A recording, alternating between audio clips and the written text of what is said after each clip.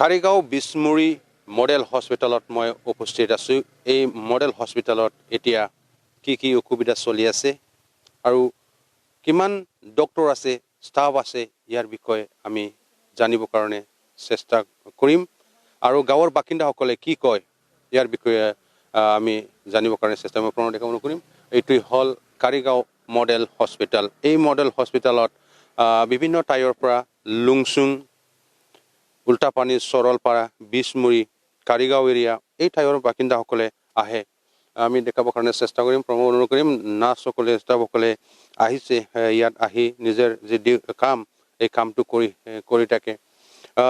ইয়াৰ যে লোকেলৰ ৰাইজসকলে কি কয় আৰু আমি জানিবলৈ পাইছোঁ ডক্টৰ এজনে আছে আৰু নাৰ্ছ 4জন, ষ্টাফ ফাৰ্মাচী এজন। এই ডাঙৰ এটা মডেল হস্পিটেল, এই মডেল হস্পিটেলক ইয়াৰ নিজৰ কাম কৰি আছে। মই জানিবৰ কাৰণে চেষ্টা কৰিম দানিলৰ পৰা। কি ক'ব, এইটো আপোনাৰ এৰিয়াৰ হয় বা এই এৰিয়াৰ বিভিন্ন জনগোষ্ঠী আছে, আমাৰ বড়ো জনগোষ্ঠী আছে, আদিবাসী বা ৰাজবংশী বিভিন্ন জনগোষ্ঠীসকলে এই মেডিকেল মডেল হস্পিটেলত আহি চিকিৎসা লয়, কিন্তু বহুত অসুবিধা আমি দেখিবলৈ পাইছোঁ। আপুনি কি ক'ব? হয়, নমস্কাৰ।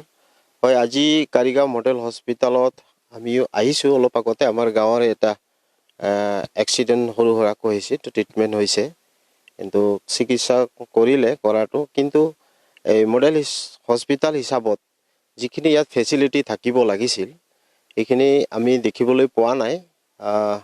আজি মই আহি ইয়াত দেখিবলৈ পাইছোঁ এজনে ডক্টৰ আছে আৰু 4জন নাৰ্ছ। আমিও সংগঠন হিচাপতো আমিও সুধি থাকোঁ। তো আমাৰ জয়পুৰ, মংলাজৰা, ধৰক এইফালে কাৰিগাঁও, লুংচুং, সৰলপাৰা এই অঞ্চলৰ কাৰণে এটা খুব সুবিধাজনক এটা হস্পিটেল।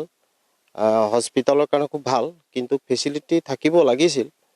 আহ্বান জনাম মই চৰকাৰক যে ইয়াত লেবৰেটৰীৰ পৰা আৰম্ভ কৰি যি ড্ৰেছিং, যিটো ষ্টাফ থাকিব লাগে বা কাৰেণ্টৰ নথকাৰ অৱস্থাত জেনেৰেটৰ যিবিলাক থাকিব লাগে সুবিধা, এইখিনি যাতে চৰকাৰে প্ৰভাইড কৰে। তো আমি চৰকাৰক অনুৰোধ জনাইছোঁ।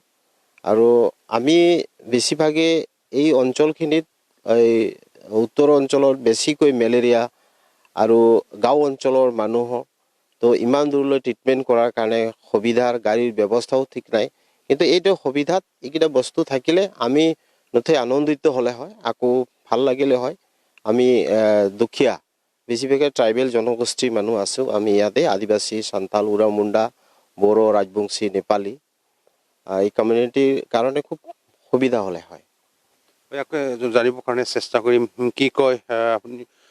ইয়াত এই এৰিয়াৰ বাসিন্দা যিমান সুবিধা থাকিব লাগিছিল মডেল হস্পিটেলত এইটো নাই, কি ক'ব? নমস্কাৰ। হয়, মই এইটোৱে চৰকাৰক আহ্বান জনাওঁ যে সঁচাকৈ যিখিনি এই কাৰিগাঁও মডেল হস্পিটেলত যিখিনি থাকিব লাগিছিল বা ডক্টৰ যি কেইজনমান থাকিব লাগিছিলে, কিন্তু ইয়াত আমি জানিবলৈ পাইছোঁ বা ইহঁতৰ পৰা আমি গম পাইছোঁ যে ইয়াত ডক্টৰ এজনে আছে, নাৰ্ছ 4জন আছে, ষ্টাফ ইহঁতৰ টোটেল চাগে 8জনমান আছে। আৰু লগতে আমি জানো যে যিটো জেনেৰেটৰ আছে, এই জেনেৰেটৰ চলাবৰ কাৰণে মানুহ নাই। লগতে আমি ইয়াতে আৰু দেখিব পাইছোঁ যে এম্বুলেঞ্চৰ কাৰণে সেৱাও চাগে ইয়াতে নাই বুলি আমি ধৰিব পাৰি। তো মই স্থানীয় ৰাইজ বা স্থানীয় বাসিন্দা হৈ এইখিনিয়ে নিশ্চয়কৈ স্থানীয় ৰাইজৰ যথেষ্ট অসুবিধা হৈছে। এই মুহূৰ্তত ঋণয় বসুমতাৰীক আমি ধন্যবাদ জ্ঞাপন কৰিছোঁ।